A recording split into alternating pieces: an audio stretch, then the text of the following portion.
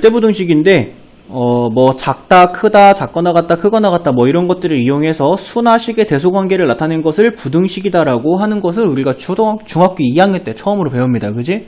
그래서 이런 것들을 부등식이다. 그래서 부등식에는 사실 절대부등식과 조건부등식 이 두 가지 종류가 있어요. 사실. 자, 근데 너네가 그러면 그 전에 배워왔던 건 부등식 전체였냐? 그게 아니야. 사실 일부분이었던 거야. 일부분. 알겠죠? 사실은 일부분이었던 거야. 너네가 그동안 배워왔던 건 조건부등식이에요. 이게 이전에 배운 부등식이고요. 절대부등식이 지금부터 배울 부등식을 이제 절대부등식이다라고 얘기를 합니다. 절대부등식은 이제 뭐처럼 생각하면 되냐면 항등식처럼 생각하면 되거든요. 조건부등식은 말 그대로 어떤 조건에서만 성립하는 부등식을 조건부등식이다라고 얘기하고요. 절대부등식은 그냥 절대적으로 성립하는 부등식을 절대부등식이다라고 얘기를 해. 예를 들어서 내가 아무거나 한번 적어볼까? 자, x는 실수인데 x제곱이 마이너스 4보다 크거나 크대.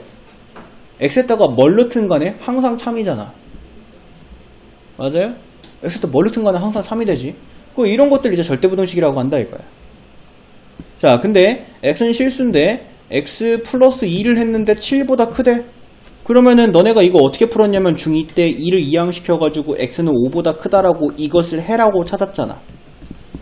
맞아?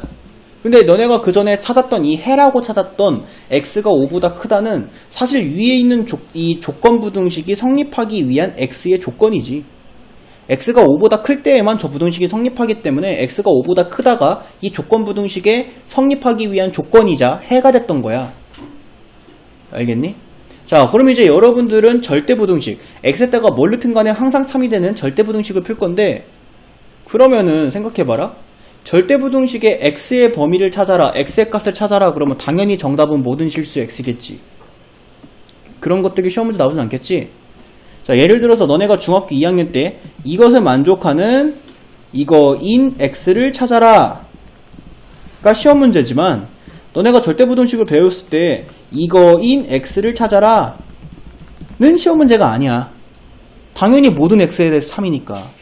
뭔 말인지 알겠어? 그래서 절대부등식은 좀 문제 나는 게 좀 달라요. 그래서 최대값을 찾거나 최소값을 찾는 경우에도 많이 사용을 하는데, 뭐 자세한 거는 이제 뭐 뒤에 가서 우리가 보도록 할 거고요.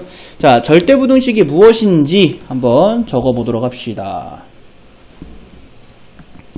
자, 절대부등식이란, 자, 문자에 어떤 실수를 대입해도 항상 성립하는 부등식. 자, 문자에 어떤 실수를 대입해도 항상 성립하는 부등식을 절대부등식이다 라고 얘기합니다. 자, 조건부등식은 문자에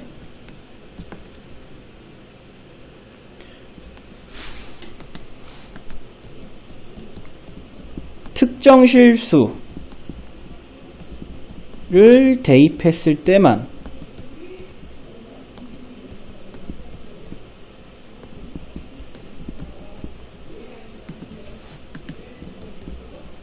성립하는 부등식을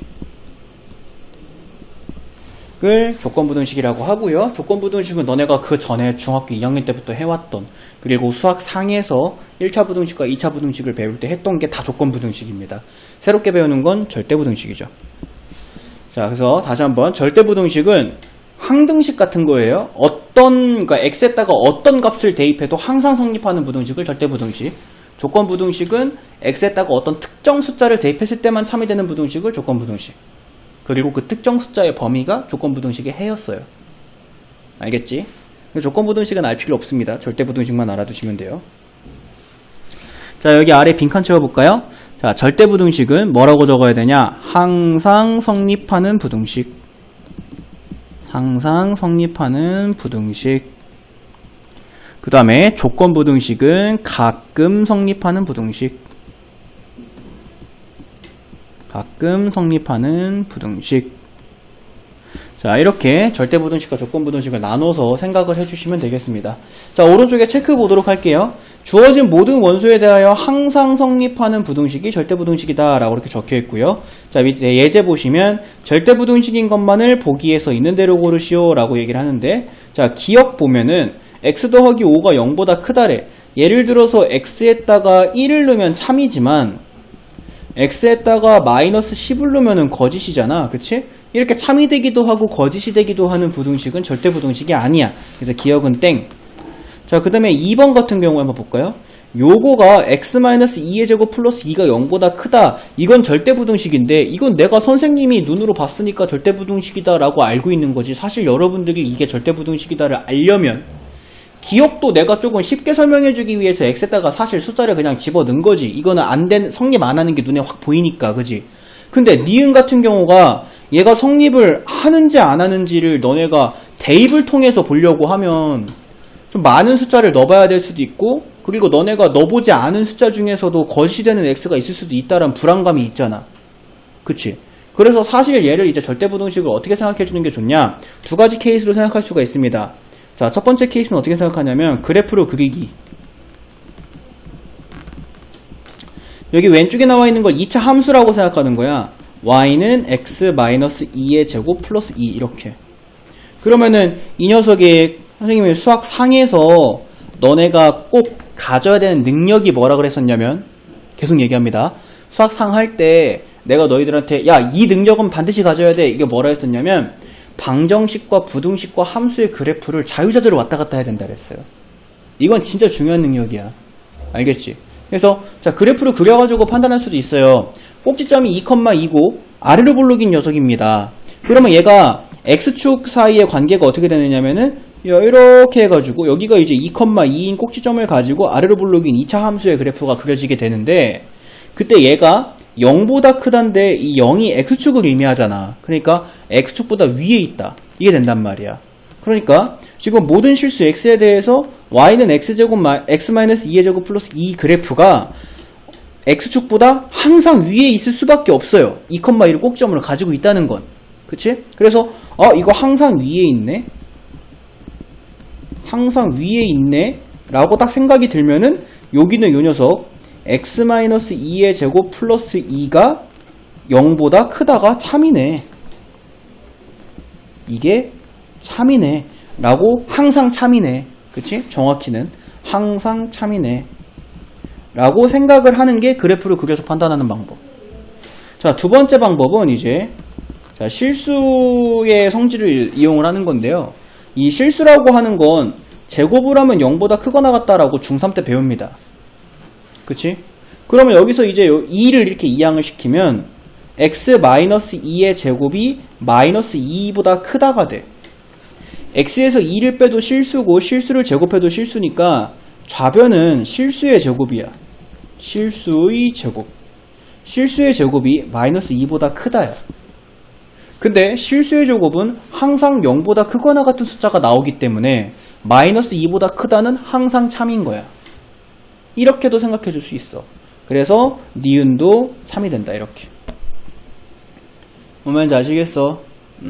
자, 그 다음에 디귿 보도록 할게요. 그러면 디귿은 내가 두 가지 방법 중에서 두 번째 방법으로만 한번 절대부등식이 되는 걸 보여주도록 할게. 자, 디귿은 실수의 제곱을 만들어야 되기 때문에 완전제곱식 만들어야 되거든. x제곱 플러스 x 해놓고 이 녀석의 반의 제곱을 더하고 빼서 완전제곱식 만들 거야. 이 풀이 앞으로 여러분도 계속 할 거기 때문에 두 가지 방법 중에서 두 번째 방법을 더 많이 사용합니다. 절대부등식에서. 자, 요거의 반은 2분의 1이고 제곱하면 4분의 1이니까 플러스 4분의 1 마이너스 4분의 1 되고, 그 뒤에 플러스 1 원래 있던 녀석 붙여주고 0보다 크다가 되고, 여기서부터 이만큼이 완전제곱식으로 인수분해가 되니까 x 플러스 2분의 1의 제곱 플러스 4분의 3이 0보다 크다가 돼. 근데 x 플러스 2분의 1은 실수야. 그러니까 실수의 제곱 더하기 양수가 되는 거야. 얘가 0보다 크다. 자, 실수의 제곱은 항상 0보다 크거나 같아. 그래서 얘는 0보다 크거나 같은데 거기다가 양수를 더하면 0보다 커질 것이다는 항상 참이지. 그래서 디귿도 참. 그래서 정답이 니은 디귿이다 이거야. 알아들으셔? 오케이.